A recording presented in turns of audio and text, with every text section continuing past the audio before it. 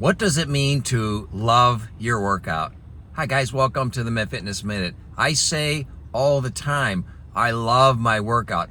I love the long list of health benefits I get from it. I love the way I feel after my workout. I love how safe my workout is. I love the fact that because I'm doing it, I have more energy.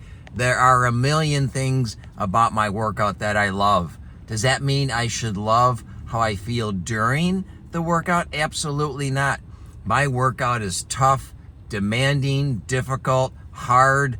That muscle fatigue and muscle effort that goes into every workout is uncomfortable. Plain and simple, it is just uncomfortable. But it is well worth the long and growing list of benefits I get because I work out on a consistent basis. So it is okay to love your strength workout. In fact, you should love your strength workout. You just don't have to like how you feel in the middle of your workout.